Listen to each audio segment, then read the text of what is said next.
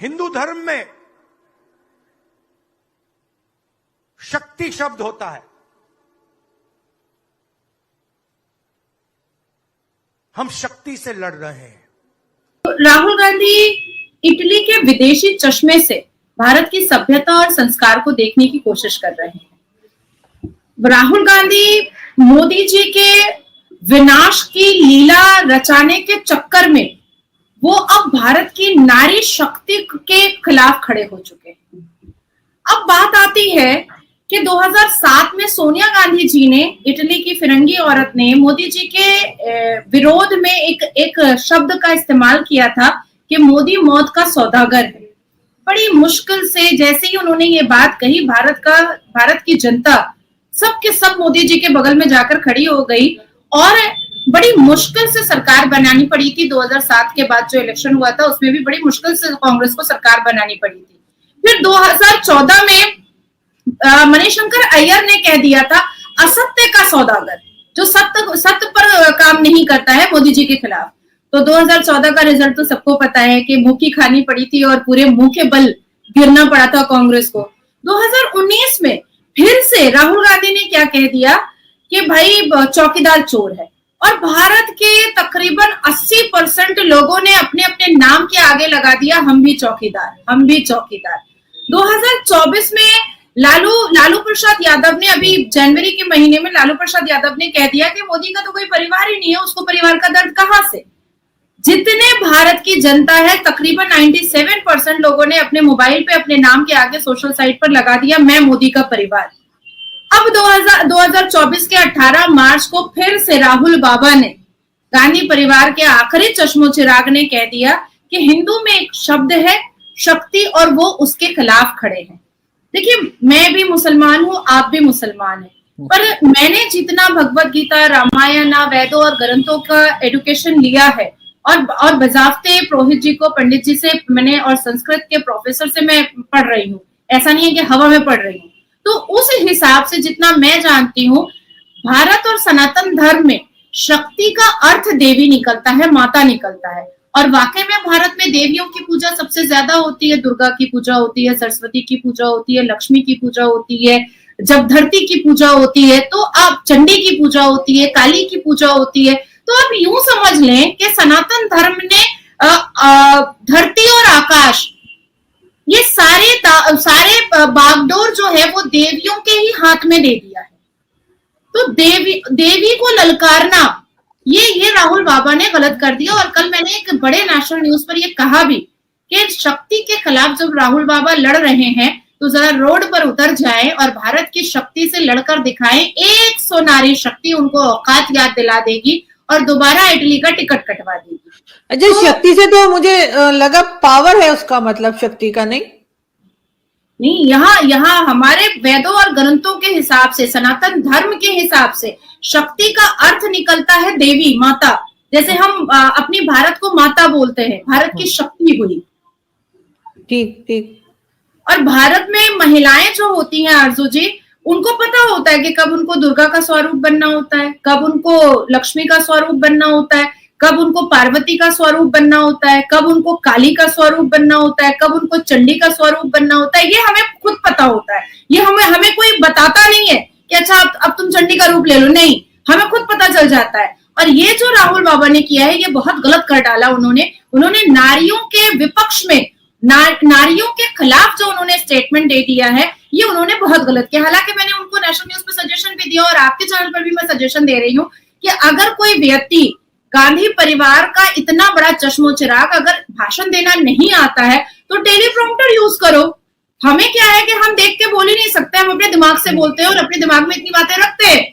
लेकिन राहुल बाबा अगर pro politician नहीं है और उनकी अम्मा उनको बार बार लॉन्च करने की कोशिश करती हैं और वो नहीं खरे उतर रहे हैं और वो अपने शब्दों के जाल में खुद ही फंस जाते हैं, तो फिर उनको टेलीप्रॉम्प्टर यूज करना चाहिए। इसमें कोई बुरी बात नहीं है। अब आती है बात कि ये वही भारत है जहां चंद्रयान 3 जब सक्सेसफुल मिशन हुआ तो उस स्पॉट का नाम शिव शक्ति दे दिया गया।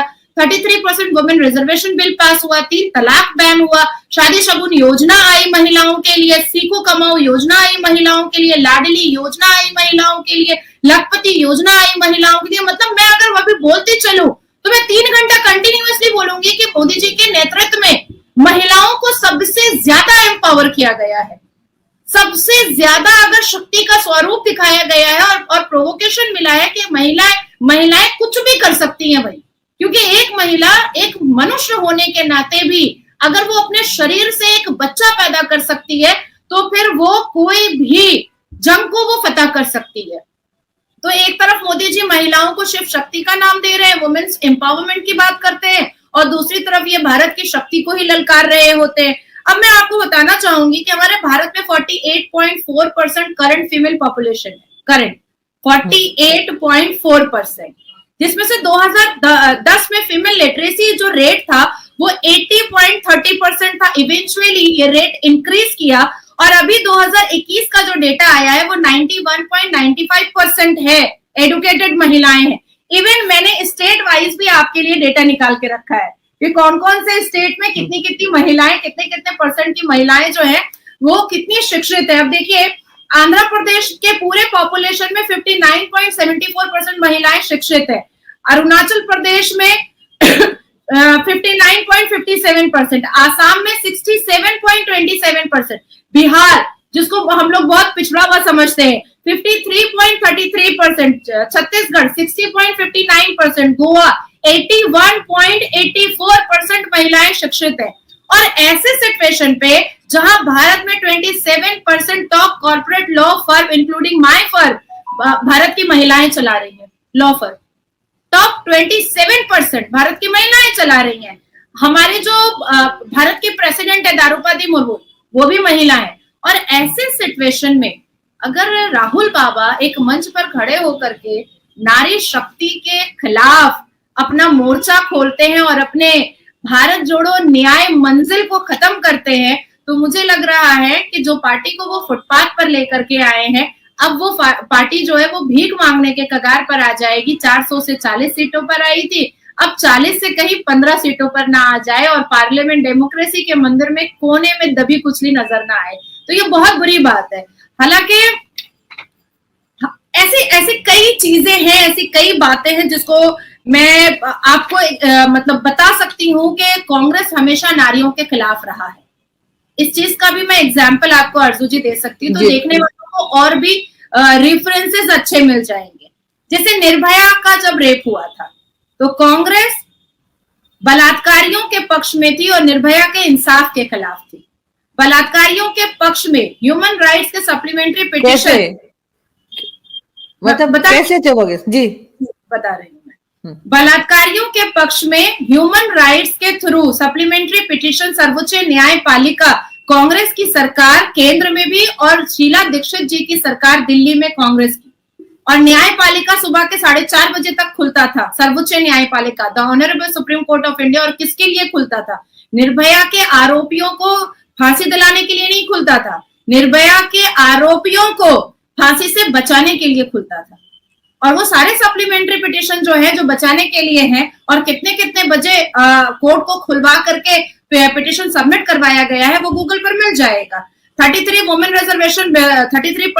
रिजर्वेशन बिल का विरोध सबसे ज्यादा सेशन में, पार्लियामेंट सेशन में कांग्रेस ने किया, सबसे ज्यादा चिल्लाया है कांग्रेस ने और ये अवैसी ने। 3 तलाक बैन होने की जब बात आई थी 1984 में, जब राजीव गांधी भारत का प्रधानमंत्री था, तब राजीव गांधी के पास तकरीबन 71 बार शाहबानो और सायरा बानो जी का पिटीशन गया था कि 3 तलाक भारत से बैन कर दिया जाए, क्योंकि 14 मुस्लिम कंट्रीज में ऑलरेडी बैन है, इंक्लूडिंग आपका पाकिस्तान भी है, जहां इंस्टेंट ट्रिपल तलाक नहीं होता है, आपके पाकिस्तान में भी, जिसको हम इतना बुरा भला बोलते हैं, वहां भी नहीं होता है। तो यहाँ भारत में भी बैन किया जाए, पर राजीव गांधी हमेशा उस कागज को उड़ाकर फेंक देते थे। आप सोचिए 71 बार। और 1984 में राजीव गांधी की सरकार के वक्त में शाहबानो सायरा बानो मजबूर होकर के सर्वोच्च न्यायपालिका पहुंची, और जब भी राजीव गांधी के ब्यूरोक्रेट और उनके चीफ सेक्रेटरी उनको कहते थे कि इस पर ध्यान दीजिए, तो उनके जुबान पर एक ही बात आती थी राजीव गांधी जी के, कि मुसलमान मर्दों का वोट हाथ से निकल जाएगा।